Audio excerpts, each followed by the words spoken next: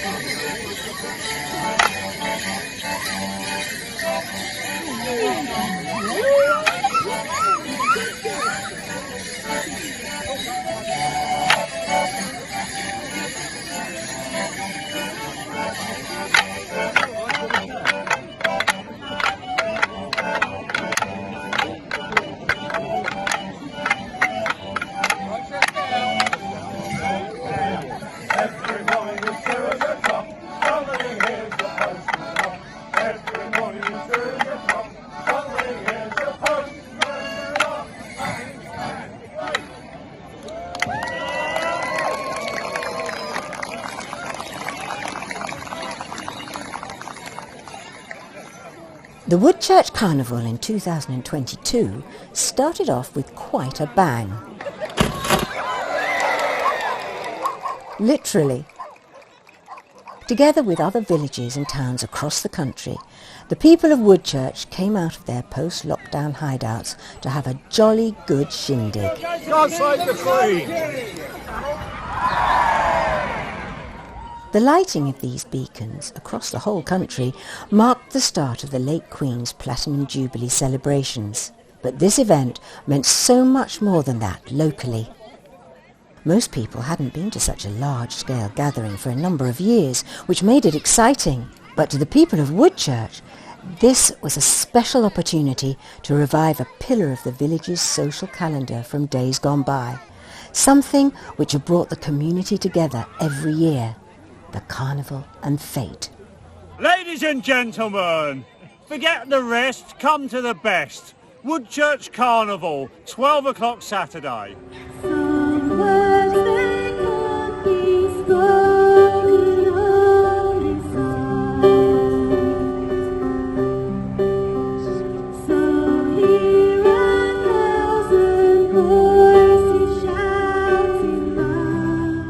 The carnival and fete had been a staple of Woodchurch's culture from 1967 to the early 90s, when sadly it came to an end through a lack of support. But for that quarter of a century, it played a massive role in the community, bringing people together from all walks of rural life. Floats and activities were organised by many of the different clubs and societies in the village. From the gardeners to the drama queens, the sports clubs to the choir, they've all been involved at some point. People would work on it for months beforehand, creating the music, the floats, the amazing costumes and the entertainment for this local spectacle.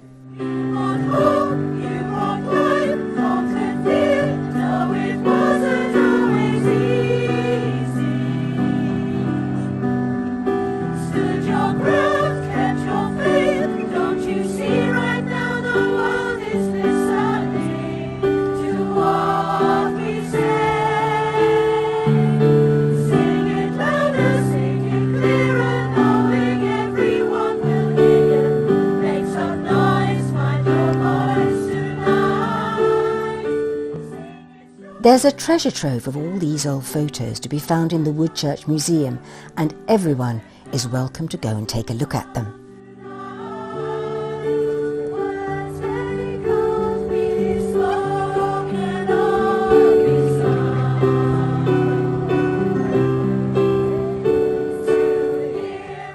It's always interesting to see people you know from 25 years ago. But what also stands out is how Woodchurch has always managed to put on a pretty good party. The carnival made headline news in the Kentish Express every year, with double-page spreads eulogising about how much money it had made and if any celebrities had attended.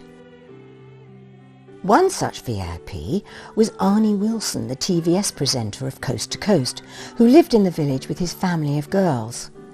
Another guest of honour was David Cretan, author of Beasts and Babies, which described his life as a farmer at Maywood Farm, just off Redbrook Street. And then, I'm not too sure who that is, someone who's just a good friend to the village, I believe.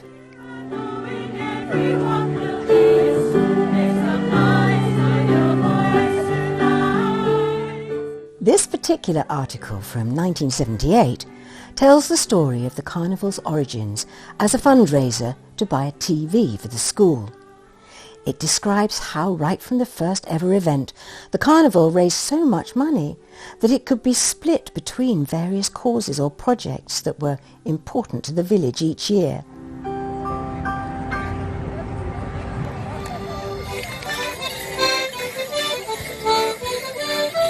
Ladies of the way!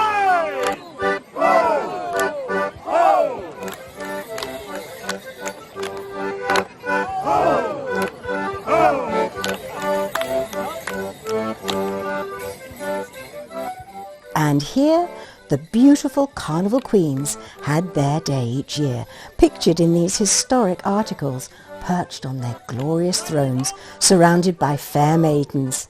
What an amazing sight it was!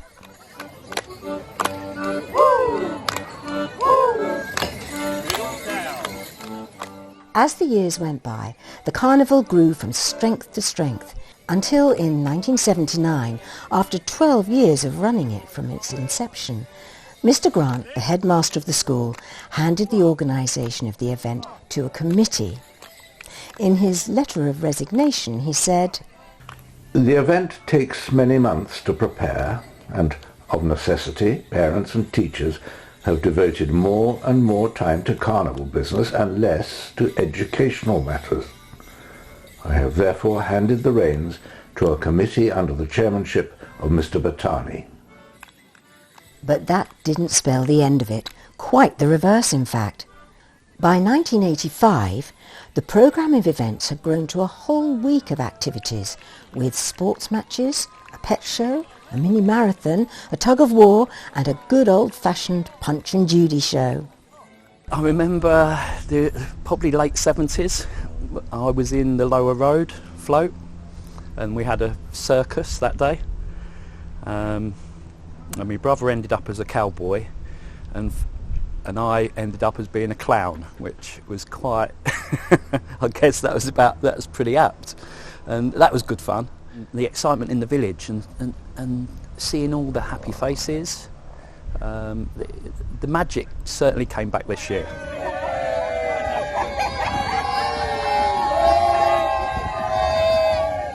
And so it did.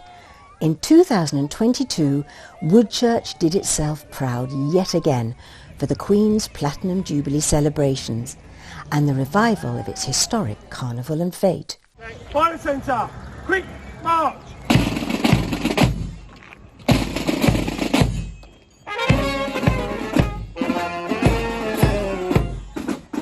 There was a marching band,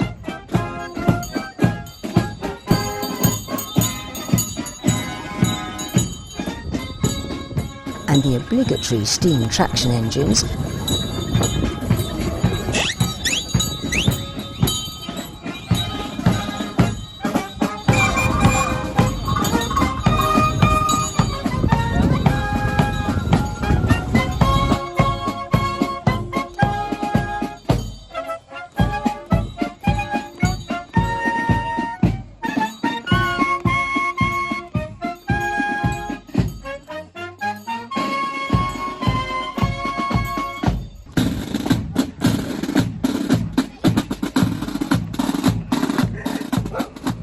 there were floats from every corner of the village.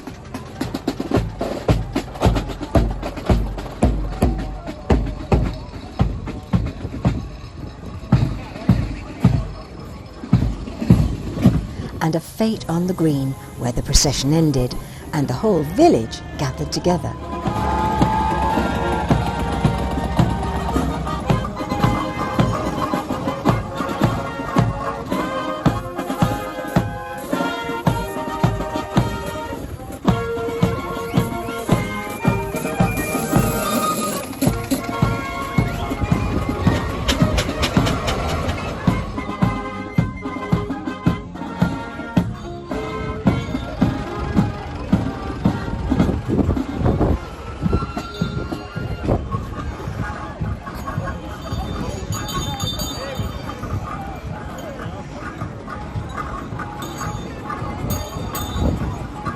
We had an idea about a dragon, like a Chinese dragon, loosely, very, very loosely based. We kind of changed it to an English dragon, which had elements of the Union Jack, England, Britain and Woodchurch, with the church and the windmill.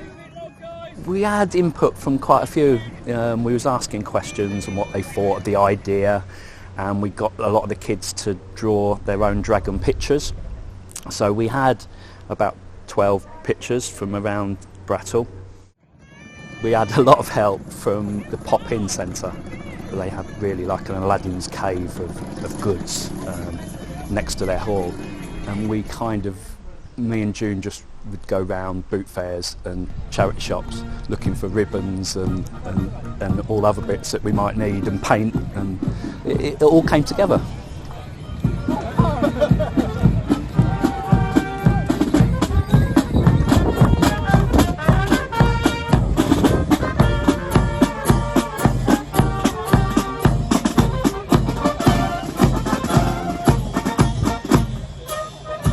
Despite the fact that many people still hadn't yet recovered from the financial effects of COVID-19 and were teetering on the edge of a recession, the people of Woodchurch still managed to find the resources to create all this.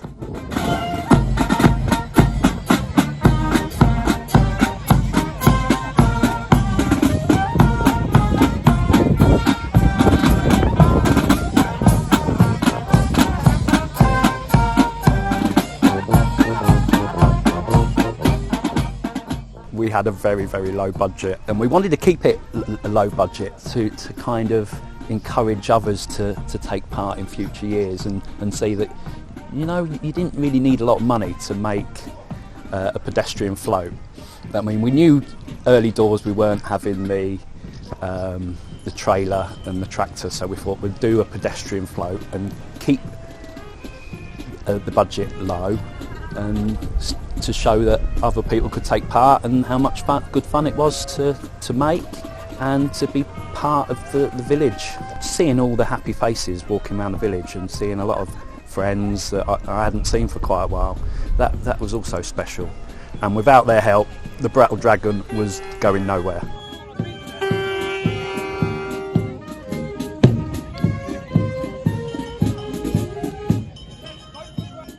These days, with the working week and the family structured quite differently, it's difficult finding the time to get everybody together like this to create such amazing projects. But hardship never stopped the Woodchurchians from having a good time in the past, and it certainly wasn't going to stop them now.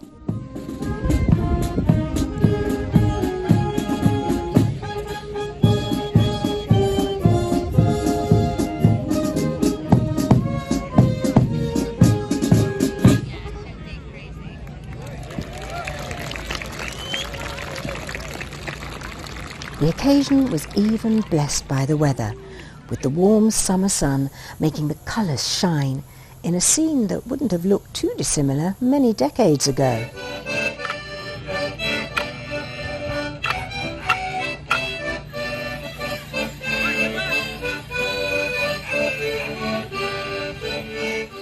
Because it was the first time in many, many years since we last had the carnival, doing something for that day I thought was very important, and it was really pleasing to see the amount of people who were enthusiastic about it. And it kind of, like the magic of past carnivals, when you're a kid, you've got that feeling again at this carnival, which was great. getting the village back together and seeing the faces that you hadn't seen for a while, and having a chat with them for the first time in years, especially with what's happened over the last 2 years, and getting everybody back together in the village and a happy occasion. Yeah, that was very important.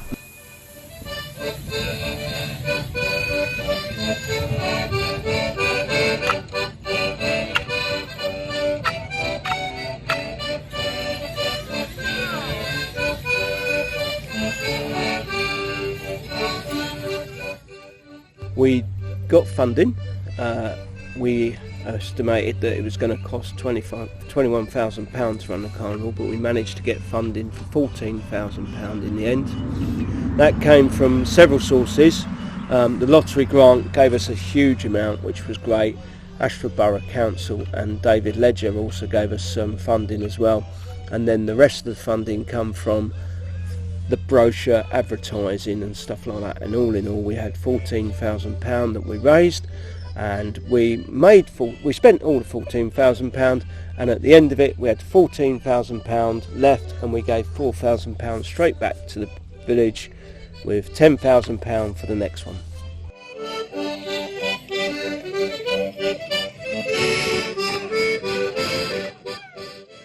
So in the same spirit as the carnivals of the past, the 2022 event was pulled together with minimal resources and the sheer determination of the villagers and the local businesses. Looking through some of the old programmes, it's interesting to see how many of the businesses that supported the carnival in the early years are still in operation today and still supporting the Woodchurch Carnival.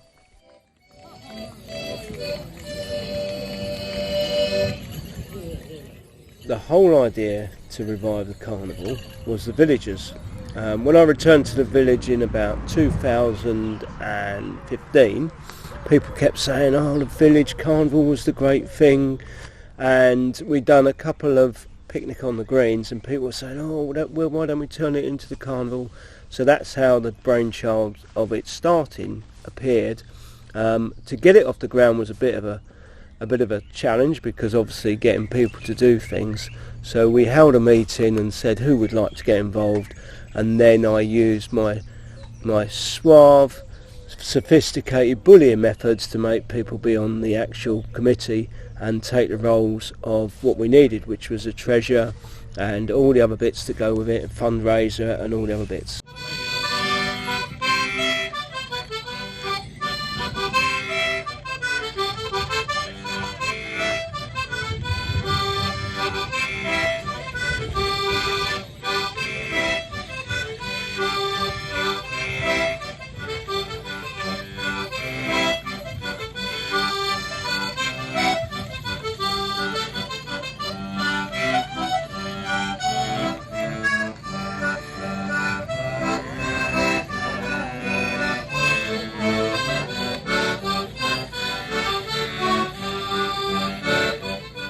I think it was a massive success this year's, and hats off to all the organisers, because they did such a fantastic job.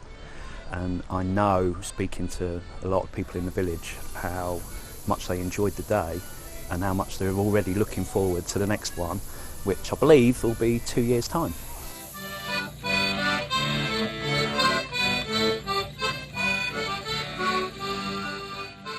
The carnival was a success and we will run it again. The changes we want to make, we obviously did a little bit of a survey afterwards, and we found a few areas that we could improve, catering being one of them.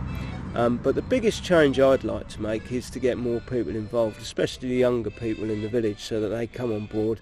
And we need their brains to come involved and tell us what to do and make it different. Keeping it fresh has always been a consideration for the organisers, and this letter from the Carnival Committee to the village in 1985 announces a few new events for that year, including a new prize category for the best dressed bike.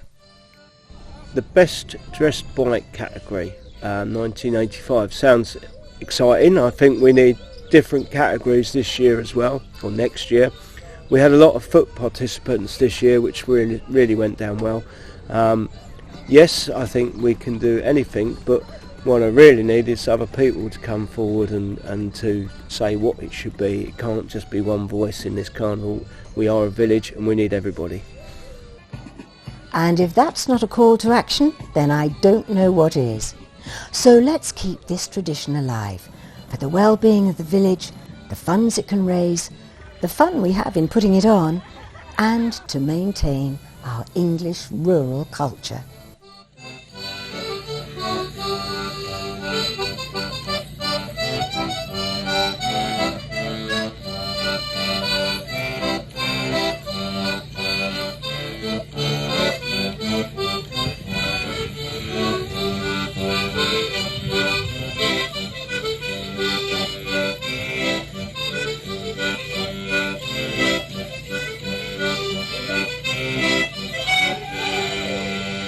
Ladies and gentlemen, thank you to the Woodchurch Morris